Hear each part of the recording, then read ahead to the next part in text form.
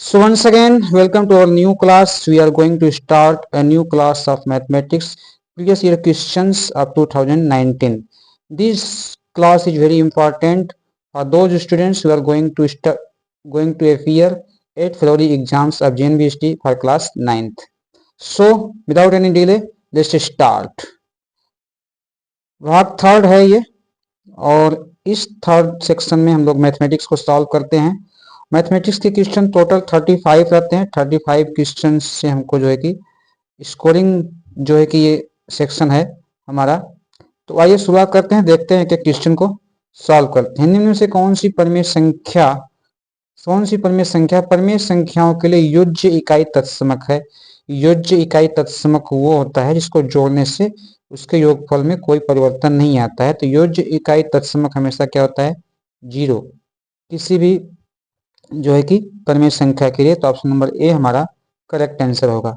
0/1 का गुणन प्रतिलोम क्या होता है। किसी भी परमेय संख्या का गुणन प्रतिलोम जो है उसका इनवर्स होता है। जैसे 1/2 है तो इसका परमेय प्रतिलोम जो है कि गुणन प्रतिलोम 2/1 होगा। 3/4 है तो 4/3 होगा। ऐसी संख्या से मल्टीप्लाई करने से जो है कि 1 आंसर आ जाए। पर यहाँ क्या होगा, 0/1 को जब आप 1/0 से करेंगे मल्टीप्लाई तो यह क्या होगा, अपरिभाषित हो जाएगा। इसलिए हमारा जो है कि ये सारे ऑप्शन जो है नहीं काम करेंगे। ये अपरिभाषित है, मतलब परिभाषित नहीं है। तो ये हमारा ऑप्शन जो है कि सही हो जाएगा। ऑप्शन नंबर डी हमारा करेक्ट आंसर होगा। आइए बढ़ते हैं अगले क्वेश्चन की तरफ। निम्न में से किसमें विषम इकाई की संख्या होगी। अब सारा स्क्वायर करेंगे, 52 का स्क्वायर करिए, 56 का स्क्वायर करिए, 57 का, तो इकाई अंक विषम किसमें होगा। तो ये 57 जो है इसका इकाई अंक विषम होगा, क्योंकि यहाँ 9 आएगा। बाकी किसी भी सम संख्या अगर इकाई अंक पे है तो उसका सम ही आने वाला है। तो ऑप्शन नंबर सी हमारा करेक्ट आंसर हो जाएगा। अगला क्वेश्चन है 52 का स्क्वायर और 53 के स्क्वायर के मध्य कितनी प्राकृतिक संख्याएं हैं। तो इसके लिए हमको क्या करना होगा, 53 के स्क्वायर से 52 का स्क्वायर माइनस करना होगा, और उसके बीच का जो डिफरेंस है उसमें से एक और माइनस करना होगा, तो हम इसका सही आंसर दे पाएंगे। तो आइए थोड़ा सा करते हैं कैलकुलेशन और इसको करते हैं सॉल्व। तो हम 52 का स्क्वायर कर लेते हैं। 52 का स्क्वायर कैसे करते हैं, 52 का square, yes it's okay king. 52 का स्क्वायर, किसी भी संख्या का स्क्वायर करने का अपने पास एक थोड़ा सा शॉर्ट तरीका है। यहाँ 4 लिख देंगे और इसका मल्टीप्लाई करके 5 2 10 2 20 का 0 कैरी हो जाएगा 2, और 5 का स्क्वायर करेंगे तो क्या आएगा 25 और 2 27, 2704 इसका हो जाएगा 2704। क्लियरली मैं लिख देता हूँ। अगर 53 का यहीं करें हम लोग, 53 का करें तो 3 का स्क्वायर 9 और 5 3 जा 15 और 2 जा 30, 0 का 3 हो जाएगा, 30 का 0 कैरी हो जाएगा 3, और 5 का स्क्वायर 25 3 28, ये आया दोनों का स्क्वायर। अब क्या करेंगे, इसका अंतर निकालेंगे। तो 2704 इसमें से सब्ट्रैक्ट कर देंगे, और यहाँ से आएगा 5, ये आएगा 0, यहाँ जाएगा 1, 105 पर ध्यान दीजिएगा। इसमें एक संख्या जो है कि ये भी शामिल है, लास्ट वाली संख्या भी, एक संख्या ये भी शामिल है, तो एक हमको कम करना पड़ेगा क्योंकि इसके बीच का निकालना है। तो बीच का निकालना है तो 104 इज राइट आंसर। हमारा ऑप्शन नंबर बी जो है करेक्ट आंसर हो जाएगा। आइए बढ़ते हैं अगले क्वेश्चन की तरफ। अगला क्वेश्चन है 143 के घन में इकाई का अंक क्या होगा। तो घन मतलब 3 का अगर घन करेंगे तो इकाई अंक में 7 आता है, तो वही हमारा इकाई अंक यहाँ भी हो जाएगा। ऑप्शन नंबर सी हमारा करेक्ट आंसर हो जाएगा। निम्न से कौन सी संख्या एक पूर्ण घन है। तो पूर्ण घन कोई ऑप्शन एक ही सही है, और हम 13 से 31 को देख रहे हैं कि ये 11 का क्यूब है। तो यही ऑप्शन हमारा डी जो है कि ऑप्शन हमारा सही हो जाएगा। ऑप्शन नंबर डी हमारा करेक्ट आंसर होगा। आइए बढ़ते हैं आगे। कह रहा है कि यदि संख्या घनमूल है, मतलब cube root of 0.000125 equal to x, तो एक्स का मान क्या होगा। तो 125 का क्यूब रूट होता है 5। अब डेसिमल की बात है तो एक अंक पे डेसिमल आना चाहिए, तो आंसर क्या आएगा 0.5। ऑप्शन नंबर सी हमारा करेक्ट आंसर हो जाएगा। आगे एक पैटर्न दिया है 27 64 125, तो y दिया है। y का मान क्या होगा, इस पैटर्न को आगे बढ़ाएंगे तो देखिए 3 का क्यूब है, फिर 4 का क्यूब है, फिर 5 का क्यूब है, आगे 6 का क्यूब होगा, जो कि ऑप्शन नंबर बी को करेक्ट आंसर देगा, जो है कि ऑप्शन नंबर बी हमारा करेक्ट आंसर हो जाएगा। तो बी हमारा राइट आंसर है। आगे बढ़ते हैं अगले क्वेश्चन की तरफ। इसका मानक रूप लिखना है। तो एक संख्या को दशमलव जो है कि कंप्लीट नंबर पार्ट में लिखेंगे तो हम लिखेंगे 4.0 और मल्टीप्लाई। यहाँ अगर डेसिमल को मैं लेके आया तो कितना फिर कम करना पड़ेगा, ये बढ़ाना पड़ेगा। अभी हमने केवल एक अंक पे लिया है, तो कितने अंक को मैंने किया है, तो ये 2 2 4 2 6, तो 10⁻⁻6 ये हमारा जो है कि करेक्ट आंसर होगा। ऑप्शन नंबर सी हमारा राइट आंसर होगा। आगे बढ़ते हैं क्वेश्चन नंबर 40 की तरफ। 3/4 का पावर 5, तो ये इस तरह से है, 3/4 3/4 का पावर 5 अपान 5/3 का पावर 5 इस तरह से लिखा है। तो हम इसको ऐसे ना लिख करके हम चाहें तो ये चीज़ को अगर हम लोग यहाँ से अगर इसको भी इरेज करके यहाँ लिखना चाहें तो इस तरह से लिख देंगे, तो ये आ जाएगा 5/3 का पावर 5, और इसको हल करेंगे तो ये ऑप्शन हमारा ए जो है करेक्ट आंसर हो जाएगा। तो आप लिख करके एक बार कर लीजिएगा खुद से, तो और क्लियरिटी आ जाएगी। बहुत ज़्यादा कठिन क्वेश्चन नहीं है, बिल्कुल आसानी से कर लेंगे। मतलब इसी को क्रॉस कर से करके इटैलिक नहीं दे करके ये सीधा पाई भिन्न वाला लिख दिया गया है। आगे हम लोग देखते हैं, एक खिलौना 5% SGST और 5% CGST के साथ 1320 रुपये में खरीदा जाता है। इस खिलौने का GST के बिना वास्तविक मूल्य क्या होगा। तो GST के बिना वास्तविक मूल्य मतलब ये 5-5-10% जो है कि एक्स्ट्रा इसमें शामिल है, मतलब 110% का ये वैल्यू गिवन है हमको। तो 110% का गिवन है और हमसे पूछा जा रहा है GST के बिना, मतलब 100% का वैल्यू पूछा जा रहा है। तो जो दिया है 1320, 100 पर 1320, जस्ट ए मिनट, 1320 और ये गिवन है कितने परसेंट का, 110% का, और 100% हमसे पूछा जा रहा है तो 100 से मल्टीप्लाई करेंगे, 110 से भाग कर देंगे, इसको काट देंगे और इससे भाग दे देंगे तो आ जाएगा 12, और 12 में 100 का मल्टीप्लाई कर देंगे तो ऑप्शन नंबर सी हमारा करेक्ट आंसर आ जाएगा। आइए बढ़ते हैं अगले क्वेश्चन की तरफ। अगला क्वेश्चन है हमारे स्क्रीन पर, ध्यान से पढ़िएगा, स्क्रीन पे शो हो रहा है। एक दुकानदार दूसरे दुकानदार को एक पैंट सेट 20% लाभ पर बेचता है, उससे 20% हानि पर बेच देता है। यदि पैंट सेट का मूल्य 112 था तो कुल सौदे में क्या लाभ हानि प्रतिशत हुआ। अब देखिए, अगर ये 112 मूल्य नहीं दिया होता तो भी हम इस क्वेश्चन को सॉल्व कर लेते, क्योंकि होता क्या है कि जब भी किसी वस्तु पर एक बार हानि और एक बार लाभ होता है, प्रतिशत सेम हो, तो फाइनली उसमें जो है कि हानि ही होता है। तो कितने प्रतिशत का जो है कि हानि होगा, तो 20 का स्क्वायर बाई 100, इतने प्रतिशत का हानि होगा। और 20 का स्क्वायर होगा क्या, 400, और अपान जो है कि 100, यानी कि कुल 4% की क्या होगी, हानि होगी। तो ये ऑप्शन नंबर क्या हमारा हो जाएगा, ऑप्शन नंबर डी हमारा करेक्ट आंसर हो जाएगा। आइए बढ़ते हैं अगले क्वेश्चन की तरफ। अगला क्वेश्चन है हमारे स्क्रीन पर कि 50,000 का 4% की दर से 2 वर्ष के लिए साधारण ब्याज और चक्रवृद्धि ब्याज का अंतर क्या होगा। देखिए, साधारण ब्याज चक्रवृद्धि ब्याज में मूल अंतर क्या है। जो चक्रवृद्धि ब्याज और चाहे वो साधारण ब्याज, पहले वर्ष के लिए दोनों चीजें क्या होती हैं, सेम होती हैं। पहले वर्ष के लिए दोनों चीजें सेम होती हैं, बस अंतर दूसरे वर्ष से पड़ने लगता है। दूसरे वर्ष से चक्रवृद्धि ब्याज जो हो जाता है, दूसरे वर्ष का जो ब्याज होता है वो ब्याज पहले वर्ष के ब्याज के ऊपर भी लग जाता है। तो कितने का अंतर आएगा, देखिए पहले वर्ष का ब्याज कितना होगा, उस पर जो ब्याज आएगा उसी का अंतर आएगा कुल मिलाकर के। तो पहले वर्ष का अगर ब्याज एक वर्ष का मैं निकालूं तो ये 50,000 का 4%, 50,000 का 4%, मतलब कुल 2,000 रुपए का जो है कि 4×5=20, 2,000 रुपए पहले साल में ब्याज बनेगा, और दूसरे साल में इस 2,000 पर भी ब्याज बनेगा। तो साधारण ब्याज तो दोनों वर्ष का 2,000 ही होगा, पर चक्रवृद्धि ब्याज अगर निकालेंगे तो पहले वर्ष का तो 2,000 होगा, लेकिन दूसरे वर्ष का चक्रवृद्धि ब्याज जो होगा वही अंतर करेगा, और ये भी 4% होगा। तो 4% अगर निकालें इसका तो 20×4=80, मतलब अंतर कितने रुपए का आएगा, 80 रुपए का आएगा। ऑप्शन नंबर सी हमारा करेक्ट आंसर हो जाएगा। अगला क्वेश्चन है हमारे लिए कि निम्न में से कौन सी राशियां व्युत्क्रमानुपाती हैं। देखिए, व्युत्क्रमानुपाती तब होता है जब एक चीज घट रही है दूसरी चीज बढ़ रही है, जैसे चाल और तय की गई दूरी। तो चाल आप बढ़ा देंगे तो आपके द्वारा तय की गई दूरी भी बढ़ जाएगी, तो ये तो व्युत्क्रमानुपाती नहीं है, ये क्या है, समानुपाती है। तो ये तो हमारा रॉन्ग आंसर हो जाएगा।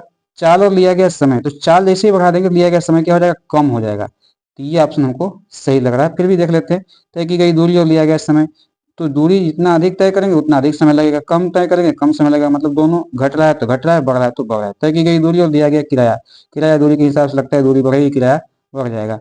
तो आगे क्या है कि हमारा सही ऑप्शन हमारा क्या मिला, बी, ऑप्शन नंबर बी हमारा करेक्ट आंसर हो जाएगा। अगला क्वेश्चन है, एक छात्रा 12 किलोमीटर प्रति घंटा की औसत चाल से विद्यालय 20 मिनट में पहुंचती है, ठीक है। यदि वह 8 मिनट जल्दी विद्यालय पहुंचना चाहे तो उसकी चाल क्या होगी। अब इसको थोड़ा सा सॉल्व कर लेते हैं कि पहले हम देख लेते हैं घर से विद्यालय की दूरी कितनी हो जाएगी। तो दूरी निकालने के लिए हमको पहली बार में चाल और समय दोनों दिया है। तो डिस्टेंस डी बराबर, तो डी बराबर एस बाई टी, डिस्टेंस नहीं, दूरी बराबर ये होता है चाल घूमते समय एस टी, एस टी। तो एस हमारा क्या है, स्पीड है हमारा 12 का, और टाइम की बात करें तो 20 मिनट, अगर इसको घंटे में बदलेंगे तो 60 से भाग देंगे, तो 0 से 0 गया, 2 3 जा 6, 3 4 जा 12, मतलब कुल डिस्टेंस क्या आया, 4 किलोमीटर, 4 किलोमीटर डिस्टेंस आया। अब दूसरी बार में वो 8 मिनट जल्दी पहुंचना चाहती है, तो समय क्या हो जाएगा, दूसरी बार में टी, समय क्या हो जाएगा, मतलब 12 मिनट, और दूरी तो वही रह जाएगी, डिस्टेंस वही 4 किलोमीटर भी होगा, तो टाइम कितना लगेगा। फिर चाल क्या होगी, ये हमसे पूछा जा रहा है, स्पीड क्या हो जाएगी, तो ये हो जाएगा डी बाई टी, मतलब कि 4 में हमको भागा देना पड़ेगा 12 से, और 12 से नहीं, 12/60 से भागा देना पड़ेगा। 60 हमारा कहाँ चला जाएगा, ऊपर चला जाएगा, क्योंकि ये घंटा बनाने के लिए। मिनट में दिया है तो 12 5 जा 60 और 5 4 जा 20, मतलब स्पीड क्या हो जाएगी, 40 किलोमीटर पर आवर की स्पीड होगी, मतलब 20 किलोमीटर पर आवर की स्पीड होगी। तो ऑप्शन नंबर सी हमारा करेक्ट आंसर हो जाएगा। आइए पढ़ते हैं अगला क्वेश्चन, 46 नंबर क्वेश्चन है। 46 नंबर क्वेश्चन में कहा जा रहा है हमसे कि कौन सी एक सर्व समीकरण है। देखिए दो चीज होती है, सर्व समीकरण होती है और समीकरण होता है। तो समीकरण किसी एक चीज के लिए जो है कि सही होता है, पर सर्व समीकरण किसी भी वैल्यू के लिए सही होती है। तो ये हमारा क्या ऑप्शन सही है, तो a माइनस बी का होल स्क्वायर बराबर होता है A square minus 2ab plus B square. तो ऑप्शन नंबर डी हमारा करेक्ट आंसर हो जाएगा। आपको a माइनस बी के होल स्क्वायर से इसको सॉल्व कर लेना है। आगे इसका अखंडनीय गुणनखंड है, मतलब इसको फिर से वापस गुणनखंड न किया जा सके, ऐसा गुणनखंड कौन सा है। तो देखिए क्या है, थोड़ा सा समझ लेते हैं इसको, एकदम क्लियर हो जाएगा। बिल्कुल आसान सा क्वेश्चन है। 121 का स्क्वायर दिया है, 169 का स्क्वायर, इसको हम लिख सकते हैं कि 11x का स्क्वायर और इसको 13y का स्क्वायर। तो ए स्क्वायर माइनस बी स्क्वायर के रूप में हो गया। तब क्या होगा, एक ब्रैकेट में a प्लस बी, दूसरी ब्रैकेट में a माइनस बी। तो ऑप्शन नंबर ए हमारा क्या है, करेक्ट आंसर है। आइए बढ़ते हैं अगले क्वेश्चन की तरफ। अगला क्वेश्चन है हमारा वही, अगला क्वेश्चन है ये, ए स्क्वायर माइनस बी स्क्वायर से अगर इसको सॉल्व करें तो देखते हैं क्या हाल होगा। अभी हम लोगों ने किया भी है। तो एक ब्रैकेट में क्या करेंगे, जोड़ देंगे किसको, 999 मल्टीप्लाई, मल्टीप्लाई नहीं प्लस करेंगे ना, प्लस 995, एक ब्रैकेट में ये हो जाएगा। दूसरे ब्रैकेट में इसका अंतर लेंगे, तो अंतर लेंगे तो क्या आएगा, 4 आएगा, और 4 आएगा तो इसको इसको जोड़ लेते हैं। 9 5 14 को 4 कर लीजिएगा 1, फिर 9 और 9 जोड़ेंगे 18, 19 का 9 कर लीजिएगा 1, फिर 9 9 18 19। तो ये 1994 मल्टीप्लाई 4, और मल्टीप्लाई करेंगे तो इकाई अंक क्या आएगा, 6। इकाई अंक 6 वाला एक ही आंसर है, ऑप्शन नंबर डी। पूरा मल्टीप्लाई करेंगे तो भी यही आ जाएगा, चाहे तो कर सकते हैं। 4 चौके 16 का 6 कर लिया जाएगा 1, 4 9 36 137 का कर लिया जाएगा 3, 4 9 36 39 का 9 कर लिया जाएगा 3, 4 कम 4 3 7। तो देखिए तो ये ऑप्शन ये आ गया। तो ये हमारा जो है कि आ गया, इसका ऑप्शन नंबर डी हमारा जो है करेक्ट आंसर है। आगे बढ़ते हैं, ये 49 नंबर क्वेश्चन देख लेते हैं। -3x square y square plus x square y square minus 2x square y square, इसका वैल्यू क्या होगा। देखिए ये समान जो है कि फैक्टर वाले हैं, और ये भी वही फैक्टर है। तो ये माइनस माइनस जोड़ेंगे तो -5 आएगा, और ये +1 घटा देंगे तो क्या आ जाएगा, -4। तो ऑप्शन नंबर सी हमारा करेक्ट आंसर हो जाएगा। आगे दिया है कि ये दिया है एक आयत का क्षेत्रफल 5y + 3 multiply Y square minus 6 है। तो इसकी एक भुजा ये है, तो इसकी दूसरी भुजा क्या होगी। तो किसी भी आयत का क्षेत्रफल दिया हो और एक भुजा दिया हो, दूसरी भुजा निकालने के लिए क्या करते हैं हम लोग, एक भुजा से उसमें जो दी गई है उससे भाग देंगे तो दूसरी भुजा आ जाएगी, क्योंकि दो भुजाओं का गुणनफल ही क्या होता है, हमारा क्षेत्रफल होता है। ए बराबर एल बी, हम लोग जानते हैं कि लंबाई और चौड़ाई का क्षेत्रफल ही एरिया होता है। तो अब क्या करना है हमको, इसमें जो पहले क्षेत्रफल वाला टर्म दिया है, एक्सप्रेशन दिया है, उसमें हमको इससे भाग देना होगा। तो अब भाग देना होगा, तो ये तो दिया है गुणनखंड के रूप में, और इसका हमको गुणनखंड मालूम है नहीं, तो फिर भी करते हैं इसको, और इसका नीचे वाले गुणनखंड करेंगे, जो आएगा जो कटेगा कटेगा, देखते हैं क्या होता है। तो पहले ऊपर लिख दें अगर 5, ऐसा करते हैं पहले इसका गुणनखंड ही कर लेते हैं, ठीक है ना, इसका पहले गुणनखंड ही कर लेते हैं हम लोग। आइए तो करते हैं गुणनखंड इसका, 5y² माइनस इसका, तो 5 लिखें, और y square minus y minus 12 लिख दिया हमने। अभी देखिए कैसे करेंगे, 5 और ये यहाँ से कैसे करेंगे, इसको करेंगे वाई स्क्वायर माइनस वाई को हम लिख सकते हैं -4y प्लस 3y और प्लस लिख देते हैं +3y, ताकि यहाँ से कट के क्या आ जाएगा, -y आ जाएगा और -12 लिख दिया हमने। अब क्या करेंगे हम, ये इस ब्रैकेट में आ गया, तो अब 5 तो अलग हो गया। अब इसको हम लोग इस तरह से लिखेंगे, y² माइनस y को 4y को एक साथ ले लेंगे, y² माइनस 4y को एक ब्रैकेट में ले लेंगे प्लस, और यहाँ ले लेंगे प्लस, यहाँ 3y माइनस 12 को एक साथ ले लिया हमने। अब देखते हैं, अब क्या करना है, ये ब्रैकेट क्लोज कर दिया हमने। आइए इसको सॉल्व कर लेते हैं अच्छे से। तो 5 मैंने ले लिया। अब देखिएगा यहाँ क्या हो रहा है, इसमें से y कॉमन है तो y को हमने निकाल दिया और यहाँ बच जाएगा y माइनस 4। इसमें से 3 कॉमन है, 3 को हमने निकाल लिया, बच जाएगा y माइनस 4 और ये ब्रैकेट क्लोज हो गया। फिर अगर हम करने जाएं तो 5 और यहाँ से y माइनस 4, दो y माइनस 4 कॉमन हो जाएगा तो y माइनस 4 ले लिया हमने और बच गया क्या, y प्लस 3। तो इस तरह से देखा जाए तो हमारा ये एक्सप्रेशन जो निकल के आएगा वो हो जाएगा 5y माइनस 4 और y प्लस 3। अब देखिए y माइनस 4 y प्लस 3 आया है और यहाँ जो क्वेश्चन है अब इसके तरफ आ जाते हैं। क्वेश्चन हमारा है ये हमारा एरिया दिया हुआ है। तो हमारा क्या आया था, एक बार नोट कर लेते हैं यहाँ से। ये हमारा क्या हो जाएगा 5, ये हो जाएगा 5, ये है हमारा 5y माइनस क्या था यहाँ पे, y माइनस 4 और y माइनस 4 y प्लस 3, ठीक है, y minus 4 y plus 3, y minus 4 और y प्लस 3, ये हमने नोट कर लिया। चलिए ये हमने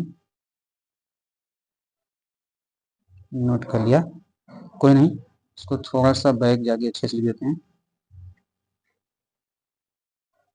यस, या ठीक है, ये 3 हो गया। अब क्या करते हैं, इसको इरेज कर लेते हैं। इरेज करके फिर हम इसको भाग करके आपको सॉल्व करके एक बार देख लेते हैं। ये इरेज कर लेता हूँ इस तरह से मैं, ये इस तरह से ये है, इरेज हो गया। चलिए इसको भी इरेज कर लेंगे, इरेज हो गया। आइए अब वापस से क्या करना है हमको, ये क्वेश्चन है, इसको हम लोग सॉल्व करें। अब हम लोग क्या करेंगे, अब देखिए 5 इसमें भाग देना है, ये y प्लस 3 तो है ही है और y² माइनस 4 का होल स्क्वायर होगा तो ये हो जाएगा y प्लस 4 और y माइनस 4, ठीक है। अब यहाँ ये y समझिएगा और नीचे भाग देना हमको 5y माइनस 4 से और y प्लस 3 से, तो y plus 3 y plus 3 y minus 4 cut जाएगा, 5 से 5 कट जाएगा, आंसर क्या आएगा y प्लस 4। तो दूसरी भुजा हमारी क्या है, option number D, y plus 4 हमारा करेक्ट आंसर होगा। आगे क्वेश्चन है, किसी पूर्णांक के 3 गुने में 21 जोड़ने पर 99 प्राप्त होता है। देखिए 21 जोड़ने पर 99 प्राप्त होता है तो सबसे पहले क्या, 99 में से 21 घटा दीजिए। तो 99 में से अगर 21 घटा देंगे हम लोग तो क्या आएगा, 8 आएगा और 9 में से 2 गया तो 7 आएगा। अब ये 3 गुने में 21 जोड़ा गया था, अब इसका 3 गुना मतलब 1/3 कर दीजिए, ये 1/3 करेंगे तो क्या आएगा 26। तो हमारा सही आंसर क्या हो जाएगा 26, ऑप्शन नंबर ए हमारा करेक्ट आंसर हो जाएगा। अगला क्वेश्चन देख लेते हैं, 5 लगातार विषम संख्याओं का योग 295। देखिए 5 लगातार विषम संख्या मतलब समान अंतर वाली 5 संख्याएं उनका योग दिया है, तो बीच की संख्या निकालने के लिए हम क्या करेंगे, इसमें 5 से भाग देंगे तो बीच की संख्या आएगी। बीच की संख्या आएगी, कितने भाग देंगे तो 295 में 5 से भाग देंगे तो बीच की संख्या आ जाएगी। तो 5 5 25 और 5 9 45, बीच की संख्या क्या हो गई 59 और दो संख्या इसके बाद होगी, दो संख्या इसके पहले होगी। इसके बाद की नहीं, मैं अगर 59 यहाँ लिखा है इसके पहले की संख्या में लूँ तो ये आ जाएगा 57 और इसके पहले का क्या होगा 55। तो 55 हमारा करेक्ट आंसर होगा, ऑप्शन नंबर सी हमारा राइट आंसर होगा। ये 55 है, थोड़ा सा दिख नहीं रहा है तो आप समझ जाइएगा इसको। आगे क्वेश्चन है कि पिता की आयु पुत्र की आयु के 5 गुने से 3 वर्ष कम है, 5 वर्ष बाद, चलिए इसको थोड़ा सॉल्व करने की जरूरत पड़ेगा तो मैं थोड़ा सा इरेज करके इसको स्पेस बना लेता हूँ, ठीक है।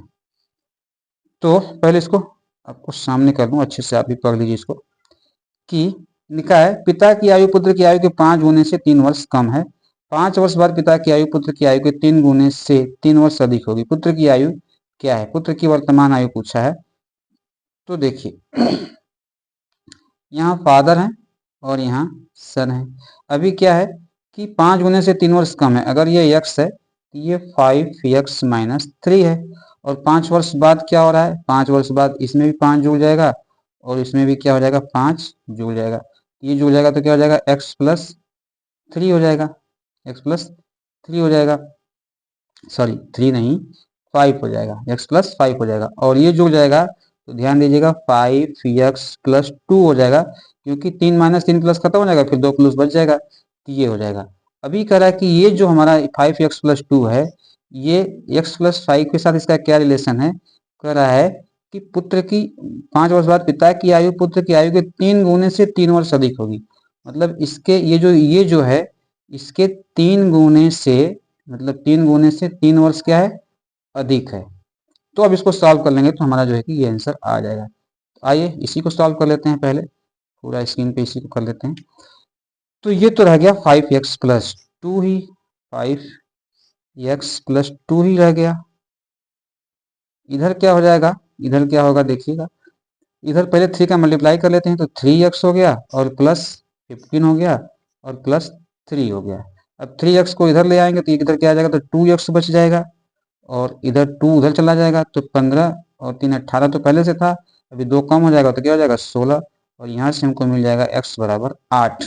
मतलब x हमने जो माना है पुत्र की वर्तमान आयु माना है, तो पुत्र की वर्तमान आयु हमारा क्या हो जाएगा? ऑप्शन नंबर ए 8 वर्ष हो जाएगा। आगे बढ़ते हैं अगले क्वेश्चन की तरफ। एक संख्या में इकाई का अंक दहाई के अंक से 2 गुना है। यदि अंकों को एक दूसरे से प्रतिस्थापित कर दे तो पहली संख्या पहली संख्या से 18 अधिक हो जाती है। पहली संख्या क्या है? देखिए ऑप्शन से भी इसका आसानी से आंसर आ सकता है। इससे 12 और 21 का अंतर क्या हो जाएगा? 9 का अंतर है, लेकिन 18 का अंतर होना चाहिए। 36 और 63 में ज्यादा अंतर होगा, 48 और 84 में भी ज्यादा अंतर होगा, और 24 और 42 में देखेंगे तो कितने का अंतर है? 18 का अंतर है। तो ऑप्शन नंबर डी हमारा जो है कि करेक्ट आंसर हो जाएगा, ज्यादा सोचना ही नहीं है। आगे क्वेश्चन है कि यदि एक बहुभुज का अंतःकोण 108 डिग्री है, इसकी भुजाएं हैं, तो n भुजाओं वाली अगर बहुभुज है, ठीक है ना, तो इसका जो अंतःकोण होता है वो होता है, थोड़ा सा इसको मिनिमाइज करके इसको इरेज कर लेते हैं ताकि कुछ स्पेस बन जाए सॉल्व करने के लिए। चलिए ये रह गया, इसको भी इरेज कर लेते हैं। तो कैसे करते हैं देखिए, वो होता है अब n बहुभुज वाली का जो है कि सारे एंगल का जो सम होता है n माइनस 2 मल्टीप्लाई 180 होता है, मतलब सम जो होता है। पर एक का दिया है 108, मतलब n से भाग देंगे तो ये हो जाना चाहिए हमारा 108। अब इसको हल करेंगे तो देखिए आ जाएगा आंसर। इसको मल्टीप्लाई करेंगे इसमें तो 180 n माइनस 360 बराबर आएगा, इसको क्रॉस मल्टीप्लाई यहाँ कर लेंगे 108 n। अब ये n 108 n इधर आएगा तो इसे 180 में से घट जाएगा तो हो जाएगा 72 n इक्वल टू, ये इधर जाएगा तो प्लस हो जाएगा 360। तो n बराबर आ जाएगा 360 अपॉन 72। तो 9 से काटे, 9 8 72, 9 चौका 36, 40 और 8 5 40। मतलब बहुभुज की संख्या क्या है? भुजाओं की संख्या क्या है? 5 है, क्योंकि n बराबर क्या आया? 5। तो देखते हैं ऑप्शन नंबर कौन सा हमारा सही होता है। ऑप्शन नंबर हमारा सही होगा बी। ऑप्शन नंबर बी हमारा राइट आंसर होगा। ये आगे बढ़ते हैं। एक चतुर्भुज के कोण जो है, थोड़ा सा इसको इरेज भी कर लें क्योंकि जरूरत पड़ेगी हमको, तो इरेज कर लेते हैं यहाँ से पहले, इस तरह से मिनिमाइज करके इरेज कर लेते हैं। या ये हो गया इरेज। चलिए अब पढ़ते हैं क्वेश्चन। एक चतुर्भुज के कोण जो है, जस्ट ए मिनट, एक चतुर्भुज के कोण 1:2:3:4 के अनुपात में हैं। तो पूछा जा रहा है कि सबसे बड़ा कोण क्या है। अब देखिए क्या है कि चतुर्भुज जो है उसके सभी कोणों का योग होता है 360, और ये पार्ट दिया है सबका कि 1 2 3 4, ये अलग 4 भाग में है।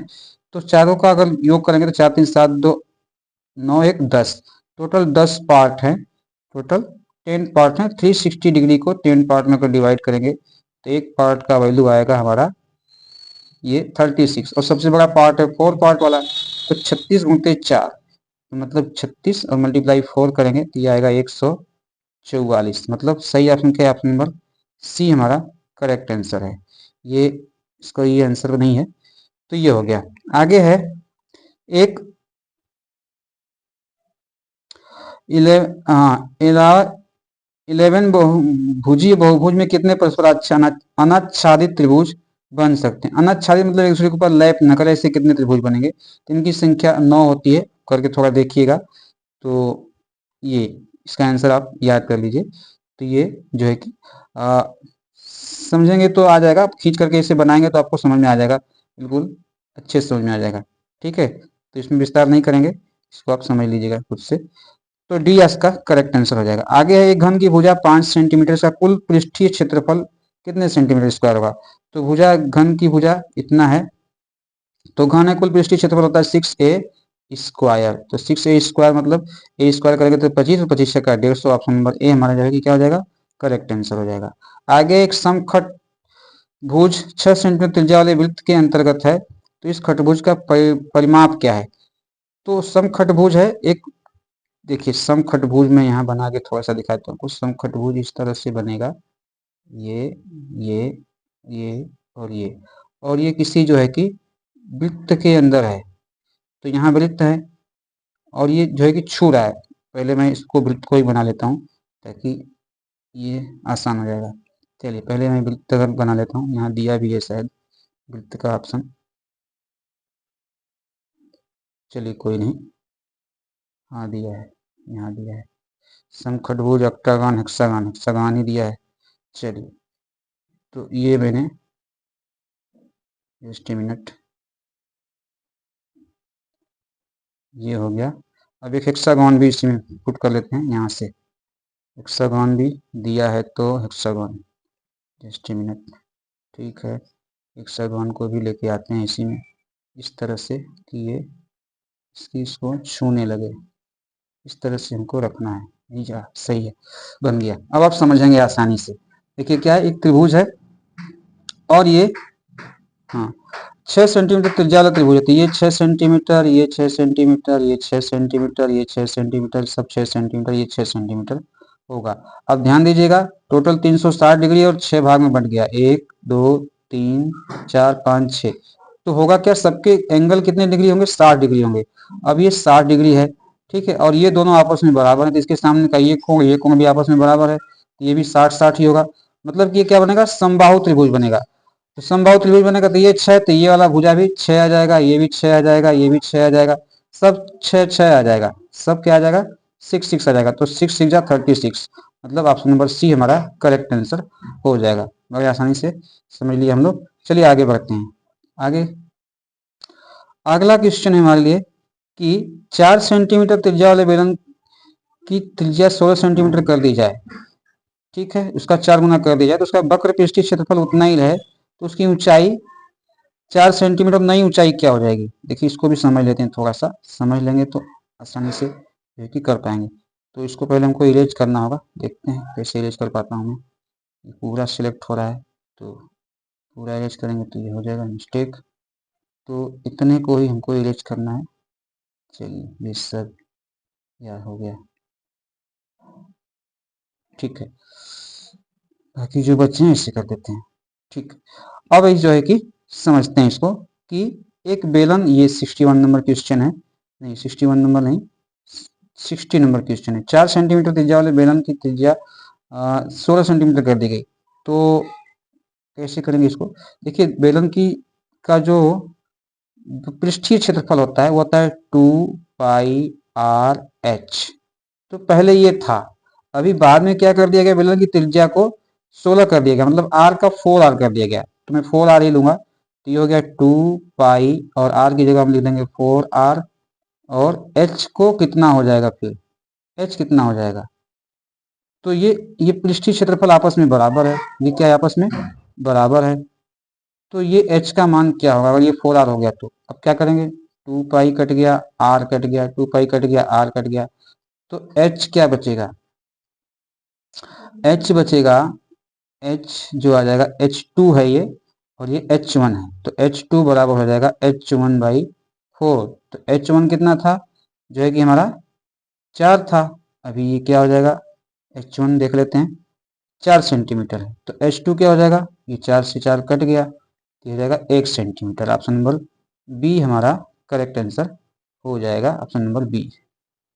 ठीक है, आगे बढ़ते हैं। उस बेलन का आयतन जो 4 सेंटीमीटर भुजा वाले घन के अंदर ठीक ठीक समावेशित हो जाता है। तो समावेशित हो जाता है, फिर से पढ़ लेते हैं। उस बेलन का आयतन जो 4 सेंटीमीटर भुजा वाले घन के अंदर ठीक ठीक समावेशित हो जाता है, तो उसका आयतन हमको बताना है। तो 4 सेंटीमीटर भुजा वाले घन के अंदर समावेशित हो जाता है। थोड़ा सा समझने का प्रयास करते हैं। देखिए वीडियो थोड़ी लंबी हो रही है, और अच्छी बात यह है कि हम लोग इसको समझ कर करें। ये सारा टाइम आपका यूज हो रहा है, कोई बेकार नहीं जा रहा है। तो 4 सेंटीमीटर भुजा वाले घन के अंदर ठीक ठीक समावेशित हो जाता है।